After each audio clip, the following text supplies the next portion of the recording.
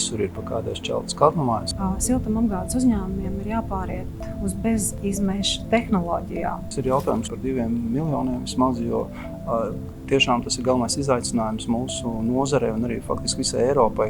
Lai uzzinātu, kā Latvijas siltumapgādes uzņēmumi gatavojas jaunajai apkurses sezonai, Latvijas avīze viesojas Jūrmalas siltumā. Šis uzņēmums pēdējo gadu laikā ir uzbūvējis 2 jaunas šķeldas katlamājas, kuras sarunu esmu aicinājusi uzņēmuma vadītāju un Latvijas siltuma uzņēmuma asociācijas valdes locekli Valdi Vītoliņu.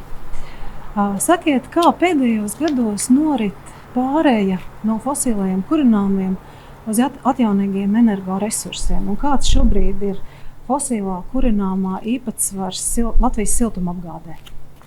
Es teiktu, ka pārēja jau norit ilgu laiku, vairākus gadus, gadu desmitus, no 90. gadiem, un šis process norit veiksmīgi un ar labiem rezultātiem. Es teiktu, ka no šķeldas apjoma 0 Latvijas enerģētikā centralizētā siltumapgādā mēs esam nonākuši jau pie vairāk kā 60%, protams, atkarībā no uzņēmumiem, no pilsētām, par ko mēs runātu, bet ir, protams, pilsētas, kur ir 100% šķelda, kur ir mazāk, bet tāds vidējais līmenis ir jau stipri pāri pusē. Un es domāju, ka tas apjoms vēl palielināsies laika gaitā. Cik jaunas šķeldas katlamājas ir pēdējos gados uzbūvētas un kur? Es teiktu, ka lielākajās Latvijas pilsētās un lielākajās siltumapgādes sistēmās visur ir pa kādai šķeldas katlamāju, sākot no lielākām, sākot no Rīgas, Jūrmalas, Ventspils, Liepājas. Mēs varam saukt bezgalīgi šīs pilsētas, Daugavpils, protams, ir lielas jaudas katlamājas, pat pa 50 megavatiem, ja, un ir mazas kāds 1 megavats vai mazāks jaudas šķeldas katlamājas. Tad neviens novads Latvijā nav palicis bez savas šķeldas katlamājas, varētu tā teikt. Vai arī Jūrmalā ir uzbūvētas jaunas šķeldas katlamājas? Cik jaudīgas un cik esat investējuši tajās? Mēs esam jau kopš 16. gada sākuši šo procesu. Jūrmalā faktiski ir 2 lielas katlamājas ar vairākiem katliem. Tātad lielākais rajons mums ir Kauguri, kur mēs sākam jau 16. gadā. Mēs pabeidzām pirmo 12 megavatīgo šķeldas katlamāju. Un tagad jau pagājušajā gadā mēs pabeidzām Kauguros vēl papildus 1 katlamāju, 5 megavati, un arī šeit Dubultos mums ir jauna katlamāja ar kopējo jaudu kopā ar nelielu šķeldas katliņu.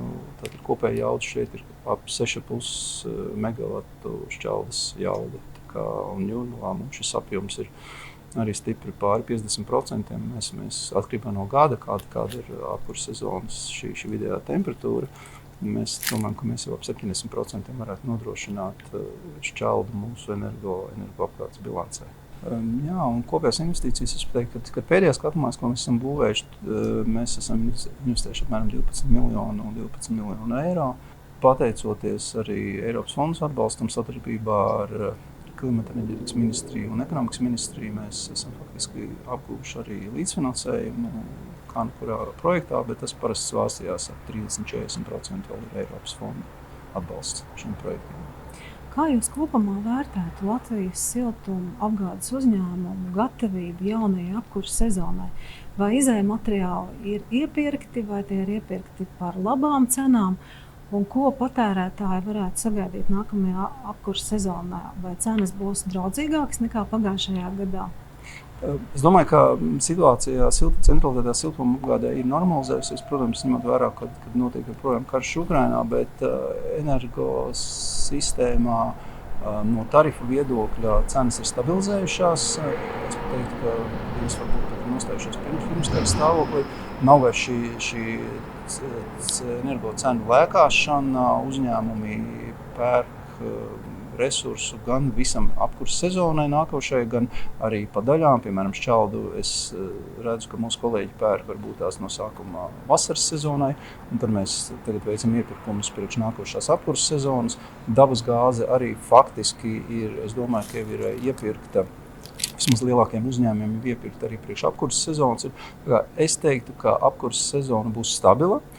Cenu līmenis, ja tarifu līmenis katrā pilsētā apdzīvotā vietā būs savādāks, jo tas tomēr ir apmēram 45 uzņēmumi, kas katram savā iepirkuma stratēģija. Tātad tarifi atšķirsies, protams, tas ir atkarīgs arī gan no gāzes un šķelnes īpatsvara, gan arī no tā brīža, kad ir iepirkts šis resurss. Bet tāda liela lēkāšana, es domāju, ka nebūs. Saskaņā ar Eiropas zaļā kursa mērķiem līdz 2050. gadam siltumapgādes uzņēmumiem ir jāpāriet uz bezizmeša tehnoloģijām. Sakiet, kā tas notiks un uz kādām bezizmeša tehnoloģijām siltumapgādes uzņēmumi pāries? Šis ir jautājums par 2 miljoniem vismaz, jo tiešām tas ir galvenais izaicinājums mūsu nozarei un arī faktiski visai Eiropai, kādas tehnoloģijas mēs izmantosim, lai pārietu pilnībā uz bezizmeša tehnoloģijām. Tas, kas tagad ir jau saprotams un šī virzība ir redzama, ka ļoti daudz vietās mēs droši vien, kad izmantosim elektrību, tas saucās siltumapgādes sistēmu elektrifikācija. Tā ir viena no tehnoloģijām, uz ko droši vien būtu tiks balstīts daudz, bet pastāv arī citas tehnoloģijas, tas pats ūdeņradis. Mēs saredzam, ka centralizētā siltumapgādes sistēma mūsu nozara arvien vairāk sajies kopā ar elektroražošanas nozari, jo, lai apgūtu visus šos energoresursus, arī šo lieko elektroenerģiju, kas ir tad, kad spīd saule un pūš vējš un kad patēriņa nav, tad mēs saredzam, ka centralizētā siltumapgāde tā ir viena no tehnoloģijām, tā var teikt, kur mēs varētu izmantot šo lēto elektrību, kas noved mūs pie šiem tehnoloģiskiem risinājumiem, kad mēs varētu veidot savus akumulācijas iekārtas, akumulācijas tvertnes un akumulēt šo enerģiju un tālāk izmantot centralizētā kursa sistēmā. Bet, protams, droši vien, ka pastāv vēl kādas tehnoloģijas, ko mēs varbūt vēl nezinām, bet tas galvenais atslēgas vārds ir bez emisiju tehnoloģija, tātad bez fiziskiem izmešiem vai no esošo dūmgāzu attīrīšanas tādam līmenim, ka izmešu nav kaitīgo izmešu. Tātad vai arī mēs izmantojam kaut ko citu, piemēram, zaļo elektrību, zaļo ūdeņradi, biogāzi, lieko siltumu no dažādiem tehnoloģiskiem procesiem, no attīrīšanas ietaisēm, no industrijām, pārtiks rūpniecība, datu centri, kas tagad droši var paredzēt, kā attīstīsies, un arī mums Latvijā ir vairāk projektu, tā teikt, saskatāmi, kur iespējams būs šī datu centra izbūve. Tātad, mēs ar lielām cerībām skatāmies nākotnē, un mēs sakam un paziņojam, ka centralizētā siltumapgāde droši būs visas šīs attīstības, tā teikt, centrā, vismaz centrā.